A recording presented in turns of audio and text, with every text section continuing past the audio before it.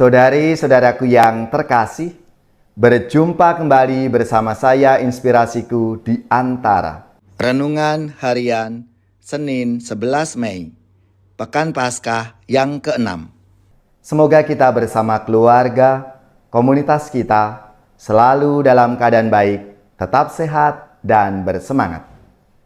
Marilah kita mengawali renungan kita hari ini dengan tanda kemenangan Kristus. Dalam nama Bapa dan Putra dan Roh Kudus. Amin. Allah Bapa sumber kebenaran, Engkau telah menjanjikan Roh Kudus kepada kami. Bukalah hati kami untuk menantikan kehadiran Roh-Mu dengan penuh sukacita. Dengan pengantaraan Yesus Kristus Putra-Mu Tuhan kami, yang bersama dengan Dikau dalam persatuan Roh Kudus, hidup dan berkuasa, Allah sepanjang segala masa. Amin. Dalam nama Bapa dan Putra dan Roh Kudus. Amin. Inspirasi kita hari ini dari Injil Suci menurut Yohanes bab 15 ayat 26 sampai bab 16 ayat 4a. Marilah kita baca bersama-sama dan kita renungkan. Dalam amanat perpisahannya, Yesus berkata kepada murid-muridnya, "Jikalau penghibur yang akan kuutus dari Bapa datang, yaitu Roh kebenaran yang keluar dari Bapa, Ia akan bersaksi tentang Aku. Tetapi kamu juga harus bersaksi, karena kamu dari semula bersama-sama dengan Aku. Semuanya ini kukatakan kepadamu, supaya kamu jangan kecewa dan menolak Aku. Kamu akan dikucilkan, bahkan akan datang saatnya bahwa setiap orang yang membunuh kamu akan menyangka bahwa ia berbuat bakti bagi Allah. Mereka akan berbuat demikian karena mereka tidak mengenal baik Bapa maupun Aku. Tetapi semuanya ini kukatakan kepadamu, supaya apabila datang saatnya, kamu ingat bahwa Aku telah mengatakannya kepadamu." Demikianlah sabda Tuhan. Terpujilah Kristus. Saudari-saudaraku yang terkasih, sabda Tuhan hari ini mengisahkan panggilan kita sebagai murid-murid Kristus untuk menjadi saksinya. Dan Yesus juga mengingatkan bahwa dengan menjadi saksi, kita harus siap untuk ditolak, dikucilkan, dan bahkan akan dibunuh. Mereka akan berbuat demikian karena mereka tidak mengenal Bapa maupun Aku. Saudara-saudaraku yang terkasih, dari sejarah gereja kita mengenal istilah martir, yaitu saksi iman yang mencurahkan darahnya demi iman kepada Tuhan Yesus Kristus.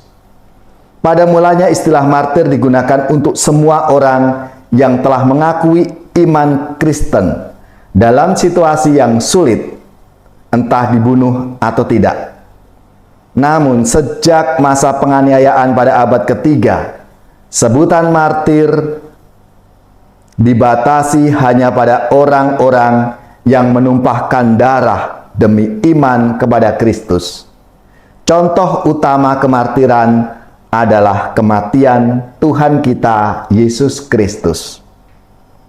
Saudara-saudaraku yang terkasih, misi Rasul adalah bersaksi, mengikuti suara Roh Kudus. Demikianlah Rasul Paulus dan Silas sampai ke Filipi di Makedonia, dan di sana mereka mewartakan Injil Tuhan dan mendapatkan pengikut Yesus. Lydia beserta keluarganya minta dibaptis. Ketaatan kepada Roh Tuhan untuk bersaksi membuahkan hasil yang baik, karena jemaat Filipi nanti merupakan jemaat kesayangan Paulus. Tugas bersaksi merupakan salah satu pesan terakhir Yesus dalam perjamuan malam terakhir. Namun selain hasil baik yang dipetik, Tuhan Yesus juga memperingatkan kepada para muridnya bahwa menjadi saksinya itu resikonya besar, berat, yang akan menyertai mereka sebagai saksi-saksi Kristus. Misalnya penolakan, pengucilan, bahkan penganiayaan dan ancaman maut akan membayangi tugas luhur sebagai saksi-saksi Kristus.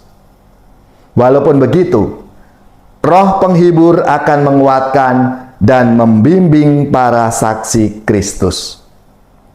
Saudari-saudaraku yang terkasih, Injil memang tetap harus diberitakan kepada bangsa-bangsa, sekalipun dunia menentang, menangkap, dan memenjarakan para saksi Kristus. Roh Kudus akan tampil membela dan berbicara dengan caranya sendiri.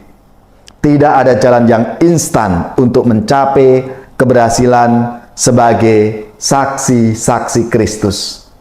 Pertanyaan refleksi untuk kita semua, siapkah aku menjadi saksi Kristus dalam hidupku? Saudara-saudaraku yang terkasih, marilah kita semua seturut teladan saksi utama, yaitu Tuhan kita Yesus Kristus. Kita pun diajak untuk berani menjadi saksinya dalam kehidupan kita masing-masing. Karena Tuhan Yesus akan membimbing, akan menuntun melalui Roh Kudus-Nya yang akan menyertai kita senantiasa. Marilah kita mohon rahmat-Nya supaya kita berani untuk menjadi saksi-saksi Kristus dalam hidup kita masing-masing.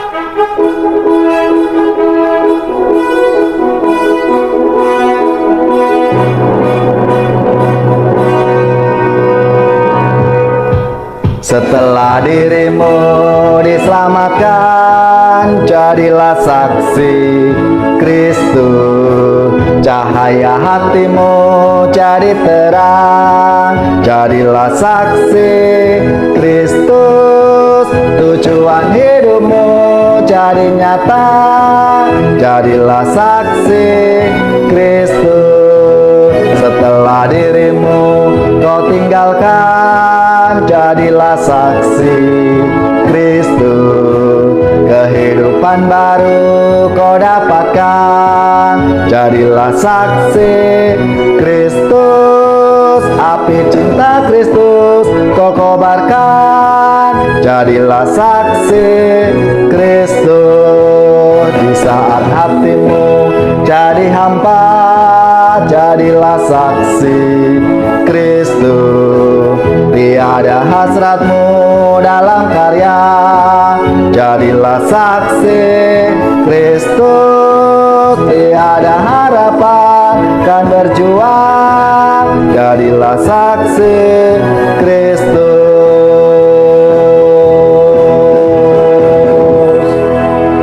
Saudari-saudaraku yang terkasih, marilah kita siapkan hati kita untuk menerima berkat Tuhan.